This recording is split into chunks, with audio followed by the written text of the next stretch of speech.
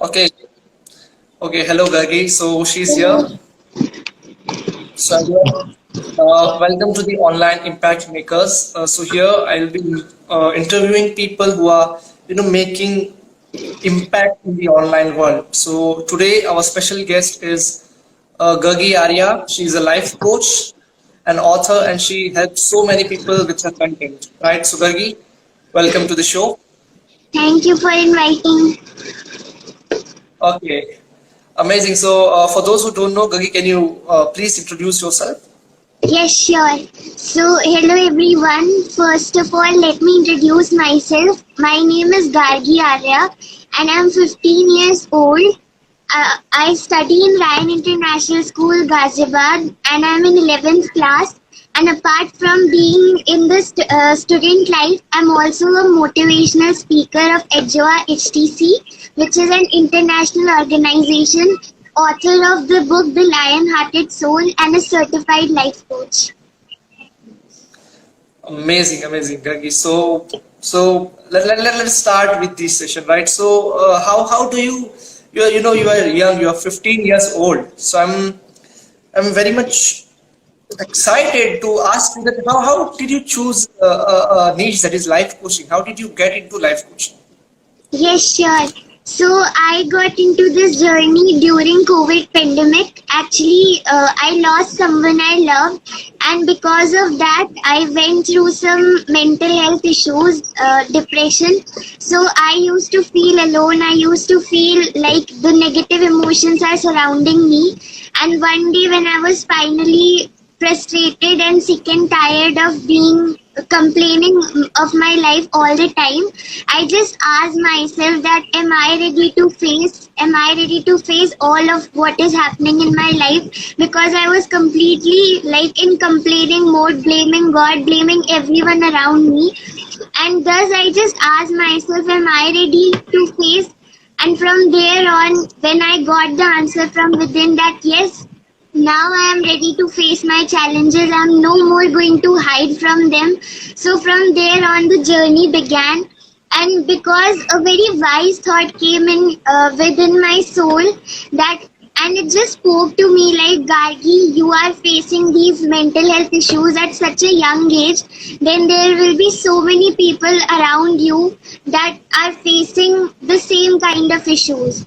So why not go on a journey to help them? So that is how I got into the journey of life coaching, and then I authored a book based on my experience of how to see your mess as your message, and just went on a journey to just find the message in every single challenge that comes in your life. And therefore this was my main aim, to tell people, and this is how I got into this area or field.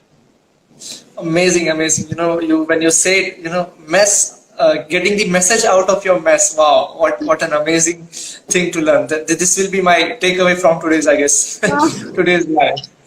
So apart from that, you are also a student, right? You are into coaching. You have your mentorship programs. You do mentorship and stuff. So how do you manage your time? How do you manage all these things, right? Okay, so I basically divide my day into three parts. First is preparation, second is delivery, and the third one is like rest. So for me, the first thing comes is preparation. Before doing anything, before going to school, before opening my mobile and stuff, I like to charge myself through morning routine. So I have a morning routine of 1 hour which I follow, and I wake up every single day at 4 a.m. So I therefore like to do the morning routine to charge myself. Then after that, I do the delivery part. Delivery is basically going to school. Then after coming back, I do my homework, and right now, like my exams are going, so preparation for studies. And whenever I get free time, in between I take breaks, I do all of these things like mentorship and doing the post, making videos and uploading it. Amazing. So you have predefined, right? You have given sections to each part of your life. Yes. Amazing. Another question that online entrepreneurs have that you can definitely answer is, a lot of people deal with procrastination. Now they have a lot of deadlines and all that stuff, right? So how can an online entrepreneur deal with procrastination? Okay, so in order to deal with procrastination, my first tip would be to help people to understand whether they are a procrastinator or whether they are into the habit of procrastination. Because there's a difference whenever we say I'm a procrastinator, this actually gives us a belief, a limiting belief in our own mind, and we start to pursue it as our self-fulfilling prophecy. And when we do this again and again to ourselves, we know, because we are only conditioning our mind with this belief that I'm a procrastinator, I'm going to procrastinate no matter whatever I make schedule. But the another thing that you can do is, I am into a habit of procrastination, and this habit of procrastination can be changed. So now turning a limiting belief into a new story, giving a new meaning, now it is possible for me to change this habit. The next step is to understand that whether you are really a procrastinator or whether your efficiency goes into urgency. Like if I talk about myself, my basically everything happens at the last moment.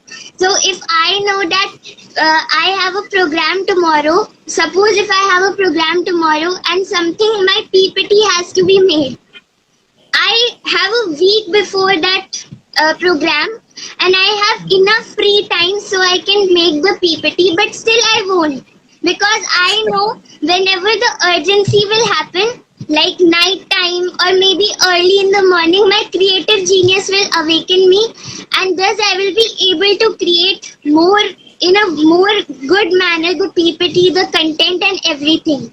So this is known as creative genius, when your efficiency comes into your urgency mode. While procrastinator is basically someone who is really procrastinating that thing, who is into the habit of procrastination.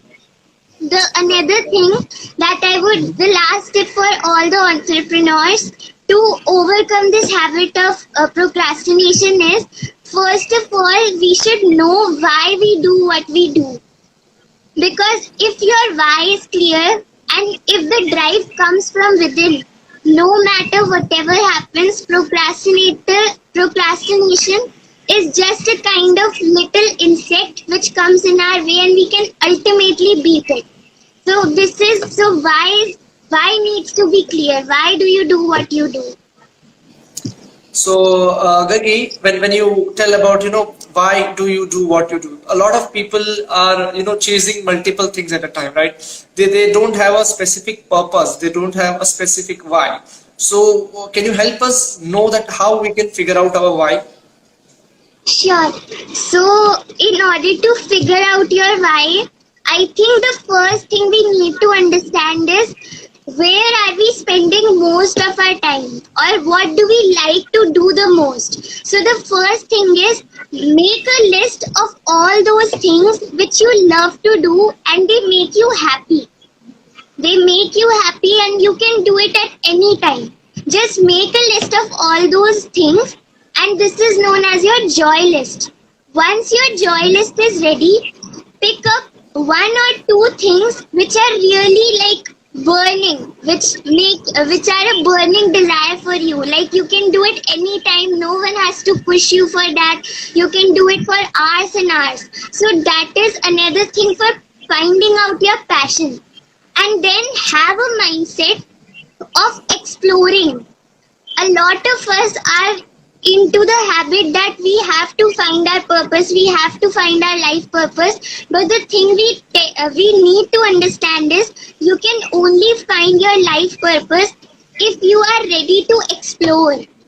Exploring means trying out different options. So if suppose some people have a list of things they love to do and they are not able to figure out one, so you can try out if someone is interested in sports, explore sports field for 1 week, If you are interested in teaching, explore it for 1 week and then see which is the one thing which is really giving you that feel, that power, and after you do, your heart is filled with gratitude, filled with love. So this is the way we can find our passion, and this ultimately will lead to your purpose.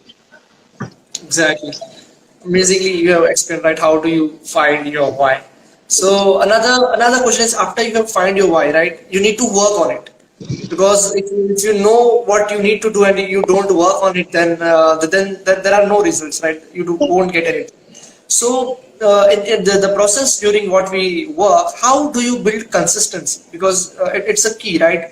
Consistency is important. So how can one build consistency? How can one build consistency? The first thing is, I would love for you to write down, prioritize what you need to do every single day. A lot of us in today's world, we are overburdening ourselves with pressure, and then we feel with so many tasks, 15 to-do list, 10 to-do list, 10 things in the to-do list, and when we see at the end, we know that most of our tasks are not accomplished by that time. So the one thing I would love for them to do is just 3 tasks for the day which you feel are really important and they are urgent. So 3 tasks, and then see how you can build consistency over these 3 tasks.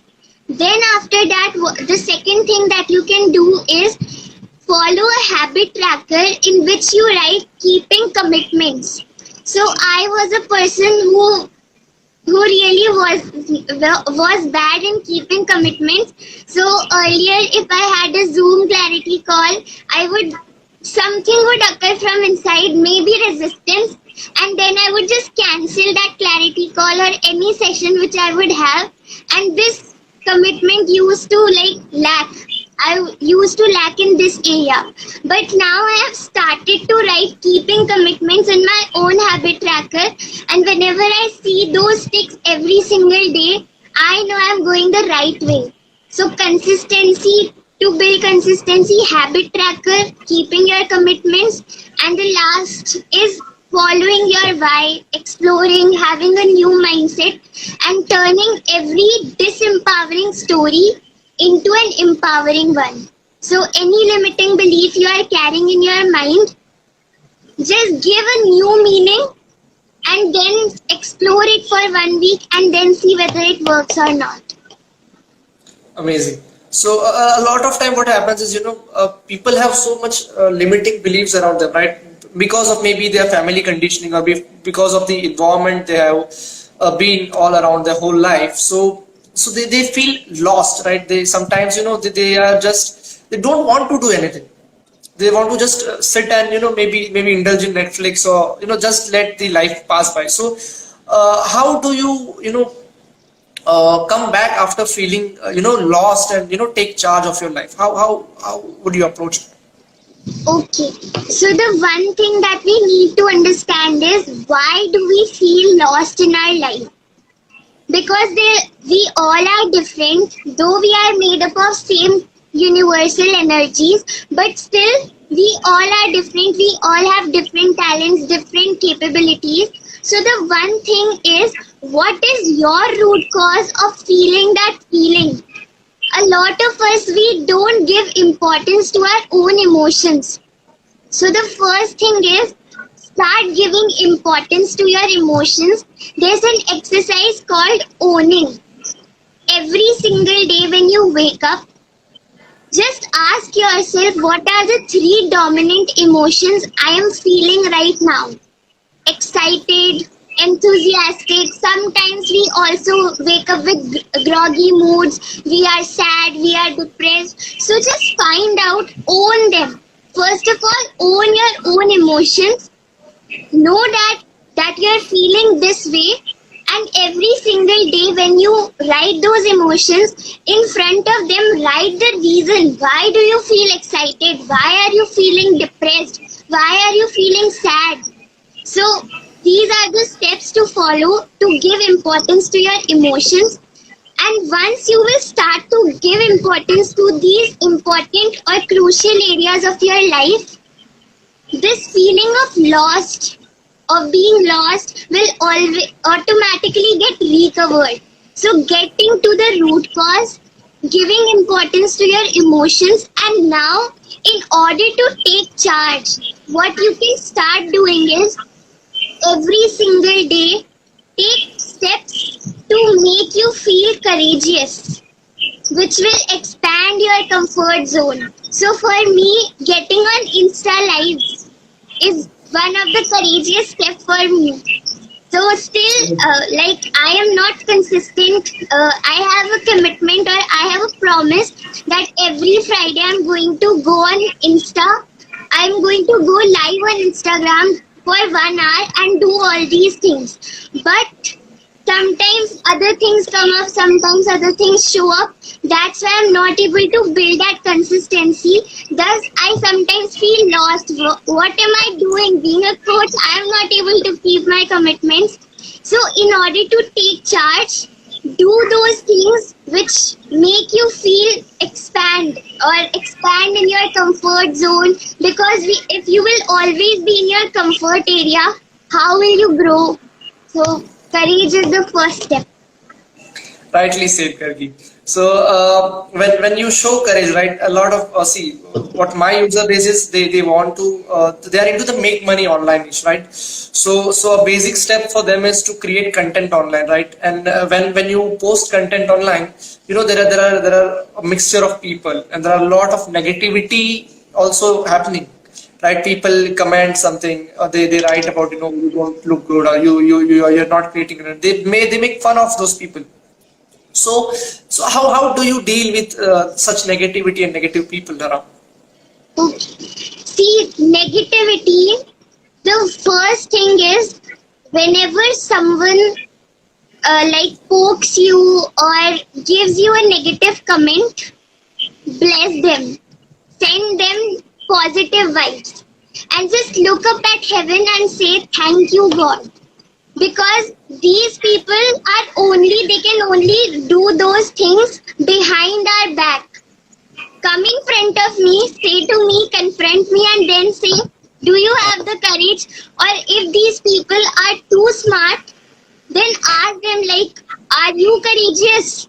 If you feel whatever I'm doing right now, making a content or doing anything, if it's that much easy, why are you sitting in your own comfort zone and not doing all of this? So the question is back to them. If they feel that is easy, do not. Why are you making or why are you speaking? Because most of us only speak, but when it comes to doing, 5% show up. So first thing to deal with negativity is, if they think that is easy, they would be doing. But because it is not easy, pat yourself on the back, recognize the fact that you are doing that thing. So this is the one thing. The next step in order to deal with such type of criticism is bless them. Bless them because they don't have that wisdom which you have in your soul. And these all are dream stealers. I had a guy who was commenting so much. First of all, earlier I used to delete all those negative comments if ever I would get on any reel, on any post. But then for the first time, I just opened myself to this criticism, and God knows what kind of comments he was putting.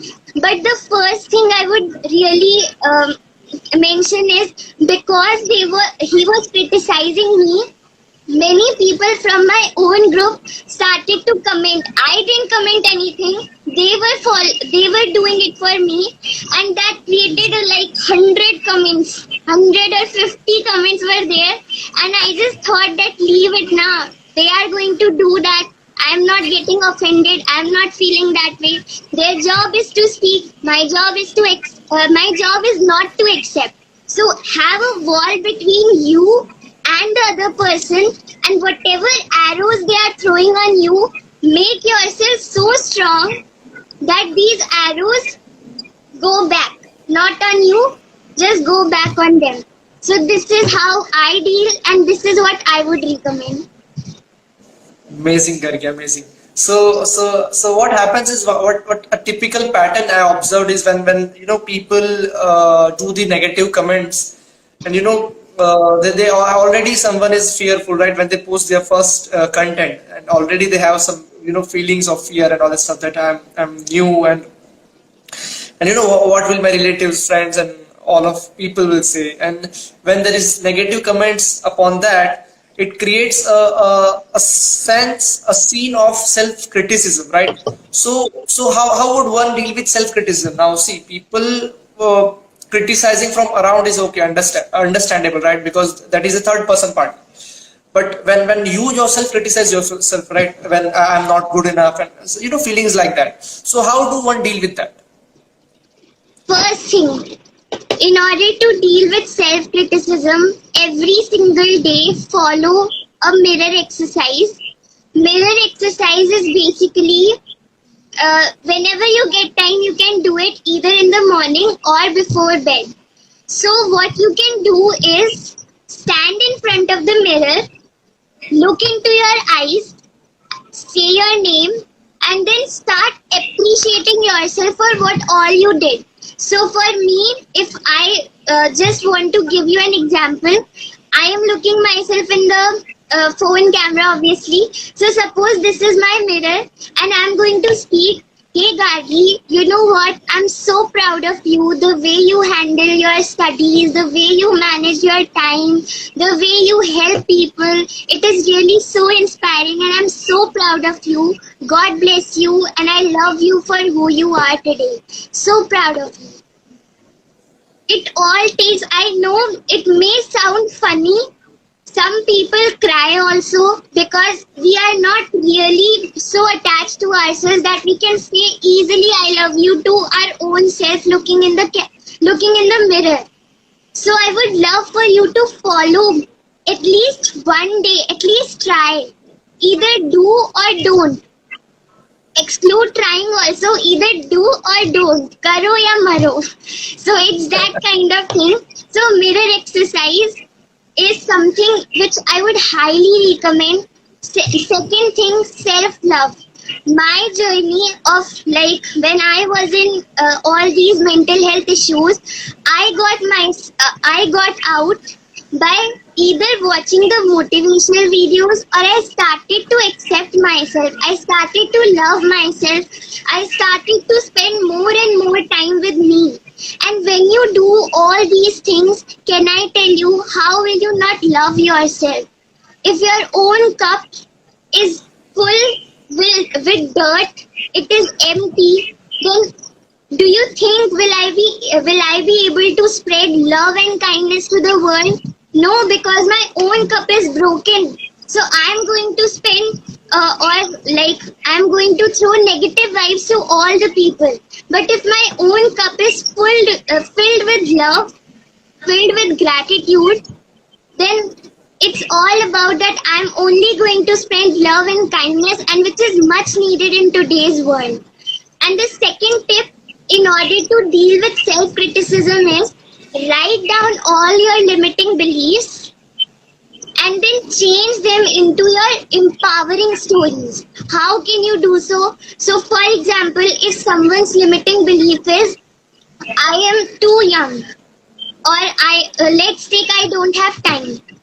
I don't have time. Now it's all about the meanings that you give to yourself in your own mind.